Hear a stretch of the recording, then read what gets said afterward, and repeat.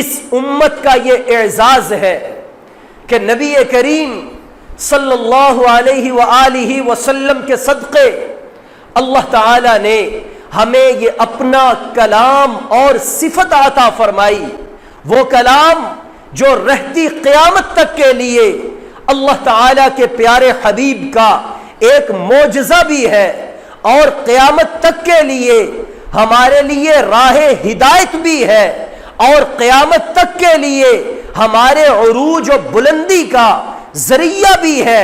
بلکہ اللہ تعالی کے حبیب صلی اللہ علیہ وسلم نے فرمایا، اے مسلمانوں، جب اس قرآن کے ساتھ تم لو لگاؤ گے، دل لگاؤ گے، اپنا اوڑھنا بچھونا اللہ کے اس قرآن کو بناؤ گے، صرف دنیا کی زندگی کی بات نہیں، ہاں دنیا کے اندر بھی یہ قرآن تمہارے لیے نور ہدایت بنے گا، یہ قرآن تمہارے لیے شفائے صدور مسلم بنے گا، یعنی تمہارے سینوں کے لیے اللہ تعالی اسے شفا بنائیں گے۔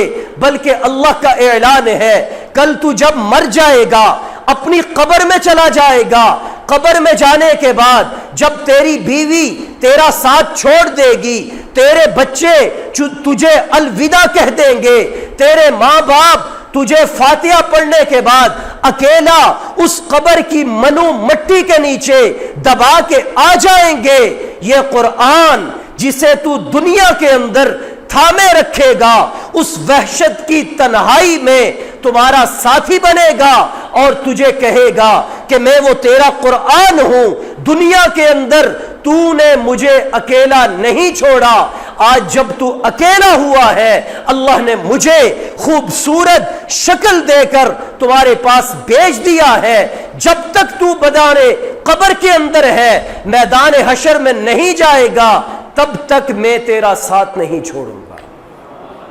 اور یہیں پر بس نہیں، بلکہ آقا کریم علیہ السلام نے فرمایا کہ جب تم اس قرآن کو تھامے رکھو گے، اس قرآن کو سینوں سے لگاؤ گے، زبان کو اس کی تلاوت سے معطر کرو گے، اپنے سینوں میں اس قرآن کو محفوظ کرو گے، اور اس قرآن کو سمجھ کر اس پر عمل کرتے ہوئے زندگی گزارنے کی کوشش کرو گے، کل میدان حشر ہوگا، اللہ تعالیٰ کے سامنے تم کھڑے ہوگے اور نفسی نفسی کا عالم ہوگا، ماں باپ بھی اولاد کو ایک نیکی دینے کے لیے تیار نہیں ہوں گے، اولاد اپنے والدین کو ایک نیکی دینے کے لیے تیار نہیں ہوگی۔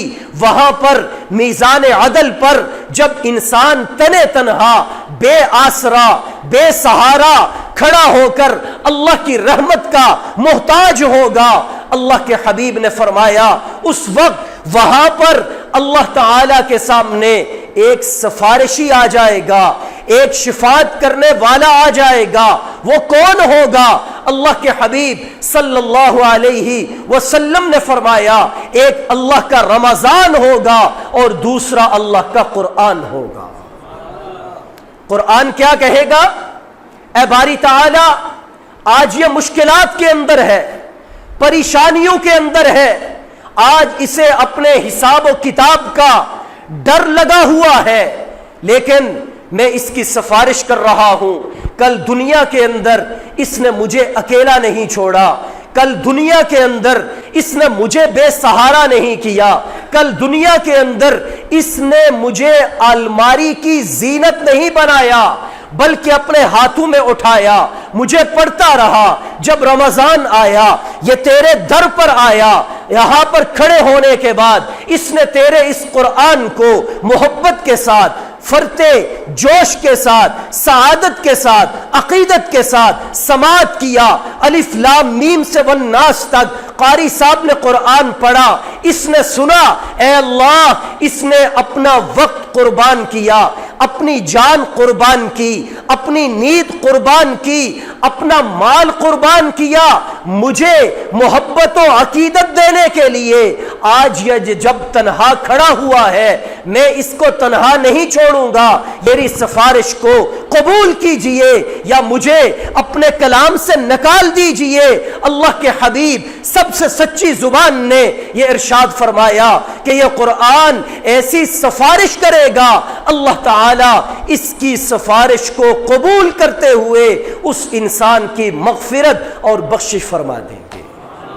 اللہ تعالیٰ تمام امت کے سامنے، تمام انسانیت کے سامنے اس حافظ قرآن کو کہیں گے یہ جنت کے درجات چڑھ رہے ہیں، یہاں سے قرآن پڑھنا شروع کر، الف لام میم کہہ اور پڑھنا شروع کر، جنت کے درجات چڑھنا شروع کر، جہاں پر تیری والناس ہوگی اللہ تعالیٰ وہیں جنت میں تجھے مرتبہ عطا فرمائیں گے۔ جنہیں اللہ تعالیٰ دنیا اور آخرت میں کامیاب و کامران کرنا چاہتا ہے، وہ والدین اپنے بچوں کو ان تمام وساوس کو دور کرتے ہوئے اللہ تعالیٰ کا کلام سکھاتے ہیں، اس کا حافظ بناتے ہیں، اس کا قاری بناتے ہیں، قرآن والوں کے ساتھ، حفظ کرنے والوں کے ساتھ، اہل قرآن کے ساتھ اور دین کے ساتھ، اہل دین کے ساتھ، علماء کے ساتھ، عالمین کے ساتھ، متعلمین کے ساتھ محبت رکھتے ہیں۔ اللہ تعالیٰ نے انہیں بھی تنہا نہیں چھوڑا، اس قرآن کی برکت سے ان کے بھی باغ جاگ گئے۔ اللہ کا اعلان ہے، محمد عربی کی زبان ہے، میدان حشر ہوگا، انبیاء بھی ہوں گے، اولیاء بھی ہوں گے، سارے کے سارے انسان بیٹھے ہوں گے، وہ دیکھیں گے کچھ روشن چہرے ہیں جنہیں یاقوت کے منبروں پر بٹھایا گیا ہے۔ لوگ پوچھیں گے کیا یہ انبیاء ہیں، کیا یہ نبی ہیں، کیا یہ رسل ہیں؟ اتنے چوکدار چہروں والے، اتنی خندہ پیشانی والے اور اس طرح نورانی منبروں پر انہیں بٹھایا گیا، یہ کون ہے؟ کیا انبیاء ہیں؟ اللہ تعالیٰ ارشاد فرمائیں گے نہیں نہیں، یہ انبیاء نہیں، یہ ان حافظ قرآن بچوں کے خوش قسمت والدین ہیں کہ جنہوں نے دنیا کے اندر دنیا کو دیکھنے کی بجائے اللہ کے دین و قرآن کو دیکھا اور ان بچوں کے سینوں میں قرآن کو محفوظ فرمایا، اس قرآن کو سمجھایا، سکھایا۔ آج اللہ تعالیٰ نے انہیں یہ اعزاز، یہ مرتبہ اور یہ شان عطا فرمائی ہے کہ دنیا انہیں اس اعزاز کے ساتھ دیکھ رہی ہے کہ شاید یہ انبیاء بیٹھے ہوئے ہیں۔ اور پھر حافظ قرآن کا اعزاز اسی پر بس نہیں، اس کی تو برکات بہت زیادہ۔ اللہ تعالیٰ اس حافظ قرآن کو بلائیں گے اور اس سے کہیں گے کہ جاؤ ذرا جہنم کا وزٹ کر کے آؤ، اور جہنم کے پاس جا کر اپنے 10 ایسے رشتہ دار، عزیز و اقربا، تیرے پیارے جو جہنم کا ایندھن بن رہے ہیں، انہیں اپنی مرضی سے جہنم سے نکالو اور اپنے ساتھ جنت کے اندر لے کر چلے جاؤ۔ اب آپس کی ایک بات ہے، حافظ قرآن جہنم کے کنارے جائے گا، وہ کن رشتہ داروں کا انتخاب کرے گا؟ یہ سوال بھی اپنے آپ سے کیجئے گا، اس کا جواب لے کے اٹھیے گا۔ دنیا کے اندر ایک عام اصول ہے، حل جزاء الاحسان الا الاحسان، نیکی کا بدلہ نیکی، احسان کا بدلہ احسان۔ دایاں ہاتھ بائیں کو دھوتا ہے، بایاں دائیں کو دھوتا ہے۔ آج اگر ہم نے اس حافظ قرآن کا اعزاز کیا، اکرام کیا، اسے عزت دی، قرآن حفظ کرنے میں اس کی مدد کی، اس کا ساتھ دیا، اس کی حوصلہ افزائی کی، تو نیچرلی سی بات ہے، ایک فطری سی بات ہے، کل قیامت کے دن وہی حافظ قرآن اس احسان کا خیال کرتے ہوئے ان اپنے رشتہ داروں کو جہنم سے بچائے گا جو آج قرآن پاک کے پڑھنے میں اس کے معاون اور مددگار بنیں گے۔ تو اس لیے اپنی زبان کو، اپنے قول و فعل کو بہت سوچ سمجھ کر اختیار کیا کیجئے۔ زبان کا بول انسان کو کہاں سے کہاں لے جاتا ہے۔ اللہ کے نبی نے اسی لیے فرمایا صلی اللہ علیہ وسلم، تم مجھے دو جبڑوں کے درمیان جو گوشت کا لوتھڑا ہے اس کی ضمانت دے دو، میں تمہیں محمد عربی، میں تمہیں جنت کی ضمانت دیتا ہوں۔ اور اس کی ضمانت کیا ہے؟ کہ ہماری اس زبان سے غلط بول نہ نکلے۔ سارے یہود و نصارہ، ہندوازم، یہ سب الکفر ملت واحدہ، یہ سب ایک ہیں، ان کے مذہب بظاہر الگ الگ، لیکن اللہ تعالیٰ نے قرآن مجید کے اندر واضح کہہ دیا ہے کہ جب تک تم مسلمان ان کا مذہب اختیار نہیں کر لیتے یہ تمہارے دوست نہیں ہو سکتے۔ اور اللہ کے نبی نے فرمایا یہ ایک قوم ہے، جیسا بھی کفر ہے، آج کفر ہر طرح سے ایڑی چوٹی کا زور لگا رہا ہے کہ کسی طرح مسلمان کو اللہ سے، اس کے نبی سے، اس کے قرآن سے، اور جو لوگ نبی اور قرآن کی دعوت و تعلیم دینے والے ہیں ان سے دور کر دیا جائے۔ اپنی آخرت کو برباد نہ کیجئے، قرآن کے ساتھ جڑ جائیے۔ صبح اٹھتے ہی پہلا کام قرآن کی تلاوت، اسے اپنا معمول بنائیں۔ اپنے بچوں میں سے اور نہیں تو کم از کم یہ ارادہ کریں کہ ایک نہ ایک بیٹے کو تو ہم ضرور قرآن کا حافظ بنائیں گے۔ ارادہ کرتے ہیں کہ نہیں؟ ارادہ آپ کریں گے، اللہ تعالیٰ توفیق عمل نصیب فرمائے گا۔ آج دنیا کے اندر آپ دیکھیں کیا ہے، ہر آدمی ایک ٹینشن کا شکار ہے کہ پتہ نہیں کل کیا ہو جائے۔ بزنس مین کو دیکھ لیں، تاجر کو دیکھ لیں، زمیندار کو دیکھ لیں، ایک ریڑی والے کو دیکھ لیں، سب کرونا کے اندر پریشان اور خوف کا شکار ہیں۔ یہ اللہ تعالیٰ کی آزمائش ہے۔ جب تک ہم اللہ تعالیٰ کی طرف رجوع نہیں کریں گے، اللہ تعالیٰ کے یہ عذاب اسی طرح مسلسل آتے رہیں گے۔ اور رجوع کیسے ہوگا؟ کہ ہم اس قرآن کو اللہ تعالیٰ کے دین کے وارث، اس کے نبی کے دین کے وارث جو علماء ہیں ان کے پاؤں میں بیٹھ کر اس قرآن کو سیکھیں۔ خود ایک دن بھی مدرسے سے نہ جائیں، کسی عالم کے پاس نہ بیٹھے اور جناب قرآن کھولا اور اپنے مطلب کی من مرادیں جو ہے وہ بولنی شروع کر دی، تو بعض ایسے قرآن کو سمجھنے والے ہوتے ہیں کہ پھر وہ گمراہیوں کے اندر جاتے ہیں۔ لہٰذا علماء یہ نہیں کہتے کہ قرآن نہ سیکھیں، علماء یہ کہتے ہیں کہ جس طرح اللہ کے نبی نے صحابہ کو قرآن سکھایا، جس طرح جبرائیل امین نے اللہ کے نبی پر نازل کیا، اللہ کے نبی تیز تیز ساتھ پڑھتے تھے تاکہ مجھے یہ محفوظ ہو جائے۔ اللہ نے قرآن میں کہا لا تعجل بہ، جلدی نہ کیجئے، یہ قرآن آپ کو یاد کروانا ہماری ذمہ داری۔ پھر اللہ کے نبی نے صحابہ کی تربیت فرمائی اور 23 سال کے عرصے میں اللہ کے نبی پہ قرآن آیا، اور آگے صحابہ کو اللہ کے نبی نے کئی سال لگا کے سکھایا۔ تو میرے بھائیوں، ہم بھی اس قرآن کو سیکھنے والے بنے۔ قرآن آسان ہے لیکن اس کے لیے ہمیں کوئی محنت تو کرنی پڑے گی۔ آج نیلی پیلی لال گولی بیچنے کے لیے بھی آپ کو ڈپلومے لینے پڑتے ہیں، کورسز کرنے پڑتے ہیں۔ تو جو اللہ کا قرآن نہ پہاڑ برداشت کر سکے، نہ بڑے بڑے زمین کے ٹکڑے برداشت کر سکے، انا عرضنا الامانۃ علی السماوات والارض والجبال، پہاڑ، آسمان، زمین، ان پہ اللہ نے قرآن اتارا، ٹکڑے ٹکڑے ہو گئے، لیکن محمد عربی کے صدقے جب ان کے سینے سے ہو کر ہماری طرف آیا، اللہ تعالیٰ نے ہمارے سینوں کو اس قرآن کو اٹھانے والا بنا دیا۔ لہٰذا اس قرآن کی تعلیمات پر عمل کرتے ہوئے اس قرآن کو سیکھیں، اس کی تلاوت کریں۔ اس قرآن کو میں آخری بات یہ بتاتا جاؤں، ایک بابا جی 70 سال کے کہتے ہیں جی مجھے قرآن پڑھنا نہیں آتا۔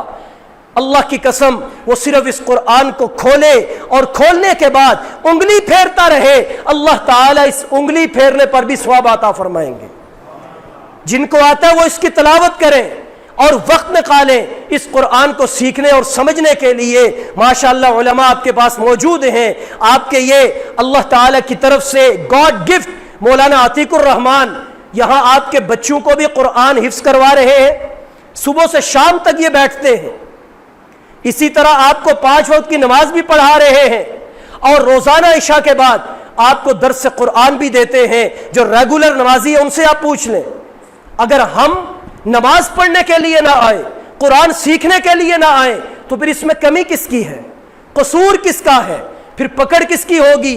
علماء آج بھی بیٹھے ہوئے ہیں، اللہ کی قسم روکھی سوکھی کھا کر اللہ پر توکل کرتے ہوئے ان چٹائیوں کے ساتھ سل کر وہ آپ تک اللہ کا دین پہنچاتے ہیں. اگر آپ کو ان کی ماہانہ تنخواہ اور وظیفہ بتا دیا جائے آپ کے کانوں سے دھواں نکلنا شروع ہو جائے گا کہ اس ماحول اور اس زمانے کے اندر اتنی کم تنخواہ میں اتنی زیادہ ڈیوٹی اور اللہ کے قرآن کی خدمت.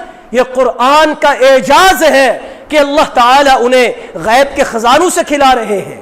تو اس لیے ہمارا یہ فرض بنتا ہے کہ ہم ان کے دستے بازو بنیں, ہم ان کے پاس آ کر بیٹھیں, ان سے قرآن پڑھیں, قرآن سیکھیں. آپ کا یہ مدرسہ جامع مسجد سیدنا حسین جس کے بانی میرے والد ماجد حضرت قاری عتیق الرحمن صاحب, جن کو آج رحمہ اللہ تعالی رحمتوں واسعہ کہتے ہوئے دل پہ زخم لگتے ہیں کہ انہوں نے اپنی 45 سے 50 سالہ زندگی اللہ کے اس قرآن کے لیے وقف فرما دی. 40 سال جامع حنفیہ میں پڑھایا, پھر یہاں آ کر آپ کے بچوں کو بچیوں کو اس قرآن مجید کا حافظ بنایا.